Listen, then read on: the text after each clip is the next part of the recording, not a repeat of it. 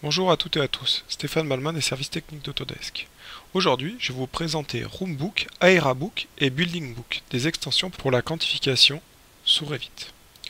Donc, dans l'ordre de l'interface sur Revit, Aerabook, qui sert à calculer les surfaces habitables nettes et brutes, ou surfaces de plancher, qui permet une meilleure maîtrise des projets architecturaux. BuildingBook, qui pour la construction permet d'avoir un quantitatif de tous les produits, y compris les multicouches, et par exemple la somme de tout ce qui est placo ou éléments comme ça. Et Roombook, enfin, qui permet de faire l'inventaire d'une pièce, donc tant en termes de surface, de périmètre, mais aussi en termes de finition, quel carrelage, quelle peinture est appliquée, et quel mobilier est dans la pièce. Donc, où trouver cette extension? Bien sûr sur l'app Exchange, et pour cela, il vous faudra vos logs de souscription, puisque c'est un avantage réservé à la souscription. Dans un premier temps, nous allons regarder Roombook. Donc, Roombook, vous pouvez bien sûr changer la langue après l'install. Vous pouvez changer les paramètres de calcul des paramètres internationaux, passer aux paramètres allemands, donc avec les DIN. Vous pouvez appliquer des matériaux de surface aux pièces. Donc on voit les types de matériaux et les pièces. Rechanger globalement ou pièce par pièce.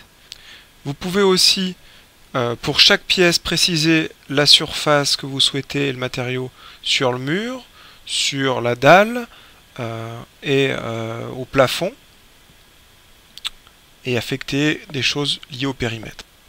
Une fois que vous avez réglé ces éléments, vous pouvez maintenant lancer l'interface de calcul où vous pouvez encore régler est-ce que vous prenez par exemple le niveau de détail élevé ou haut, les limites de mur, de pièces. Et ensuite vous pouvez lancer le calcul. Naturellement, on aurait pu se limiter à calculer une sélection, un étage, des éléments de ce type. Une fois les calculs faits, nous allons un petit peu regarder avec la commande afficher modifier comment sont classés les éléments. Donc vous pouvez sélectionner par exemple une pièce. Si vous lui demandez d'isoler la sélection, vous pouvez demander une zone de coupe, un élément, vous voyez, suivant les différents principes. Vous voyez un petit peu comment Revit comprend, enfin Roombook comprend ces différents éléments.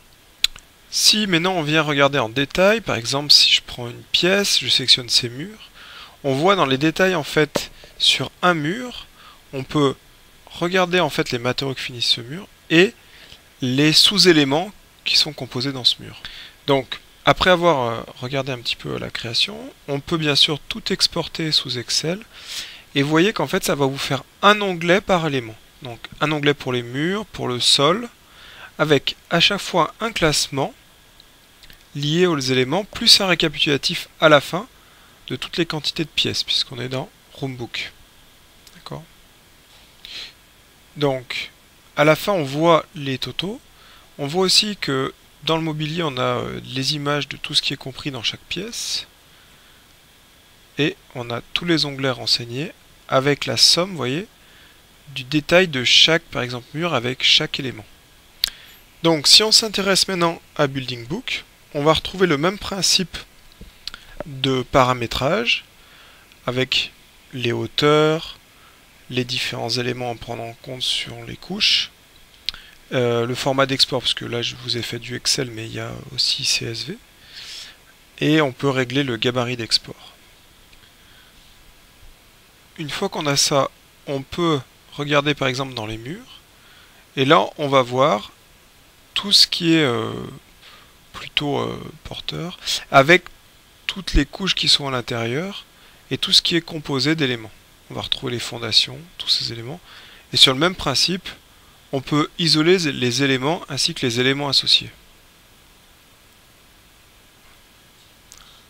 On retrouve le même principe d'export classé et propre à Excel avec par exemple les dessins des différents éléments pour les portes et les fenêtres.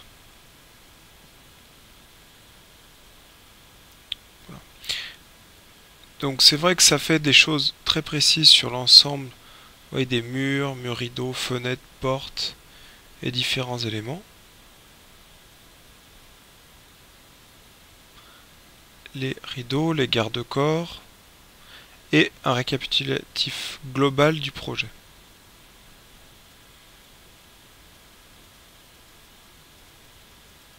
Voilà. Si on regarde les murs de base, on voit qu'il y a l'ensemble des couches présentes et qu'ensuite on ne somme pas le béton avec le BA13 mais bien le BA13 avec le BA13.